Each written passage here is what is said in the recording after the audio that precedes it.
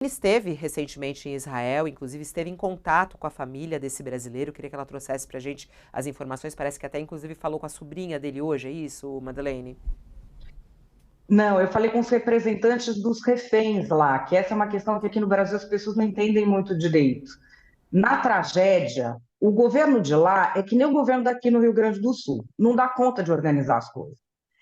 Foram as pessoas da sociedade civil que fizeram a lista dos reféns, não foi o governo de Israel.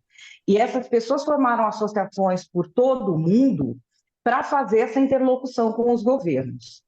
Quem é a líder de tudo isso é a Meirav Bender Safdie, que é uma israelense que tem filha brasileira, fala português, lançou livro aqui na Flip de Paraty alguns anos atrás, e ela me contou como é que foi essa interlocução com o presidente Lula. Logo depois do 7 de outubro, foi feita uma chamada.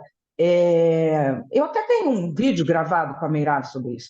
Foi feita uma chamada via Zoom, em que isso com vários mandatários, tá? Do mundo inteiro foi feito isso. O Lula atendeu, estava lá com assessores, ouviu famílias de reféns vários, não só do brasileiro, foi muito solícito, falou que sentiu que ele realmente tinha empatia, estava conversando com as pessoas. Agora, dali em diante, não houve uma devolutiva. A família do Michel Meisenbaum foi recebida no Palácio do Planalto só dia 23 de dezembro. Acompanhem os outros presidentes que tinham reféns nessa situação. Vou dar como exemplo um outro presidente que tinha pouquinho, que é o López Obrador do México, que são só 2 reféns. Era uma coisa imediata de vamos defender, de isso, de aquilo.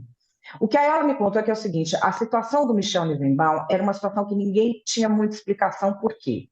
Os outros reféns, eles ficavam no mesmo lugar, mais ou menos, porque ou eles ficam em túnel, ou eles ficam em casa de família, e acaba um vendo o outro. Então, quando sai a primeira leva de reféns, os que saem tinham visto vários outros que ficaram e tinham visto corpos de outros que estavam mortos. Então, eles trazem notícias dessas pessoas. Ninguém tinha visto o Michel Eisenbaum. E como que some o Michel Eisenbaum? Começa um tiroteio lá onde ele morava, ninguém sabe direito o que é que está acontecendo àquela altura, não se tem nenhuma notícia do que está acontecendo. Ele sai para pegar uma neta.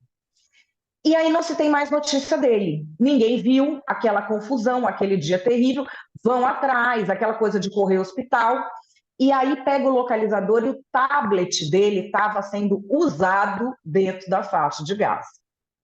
Só que ninguém viu ele, Fabiola, ninguém viu o corpo, acharam só o carro dele, periciaram o carro para ver se tinha nada.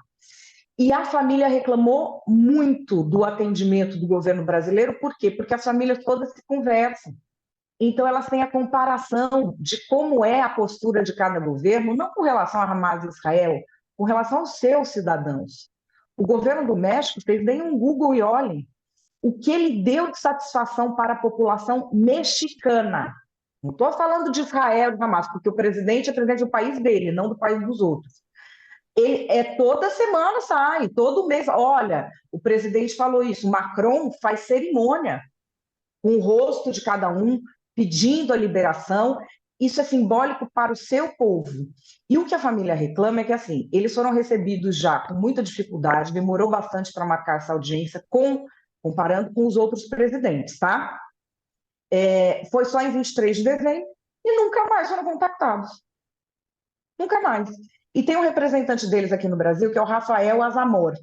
Eu não sei por que cargas d'água, eles tinham uma ponte de contato com o gabinete do senador Jacques Wagner, ligou várias vezes, nunca receberam, tentaram com o governo. Então, assim, eu não sei qual é o tipo de tratativa que foi feita entre governos.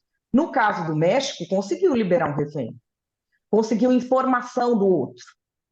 A gente efetivamente não conseguiu nada, e tem brasileiro que hoje é que está sabendo que tinha um refém brasileiro, porque não havia pronunciamento do governo o tempo todo.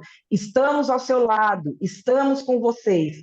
O Macron hoje se pronunciou, porque tem um refém mexicano-francês, que também foi encontrado morto. Ele também não fala em terrorismo, Macron, assim como Lula, mas ele fala que está ao lado dos reféns franceses. Isso o governo brasileiro não deixou claro, assim, de estar toda hora em público, pronunciando o nome dele. Quantas vezes nós ouvimos Lula falar das vítimas de Gaza e quantas vezes ele pronunciou o nome Michel Nizenbaum? É uma comparação que inevitavelmente vai ser feita.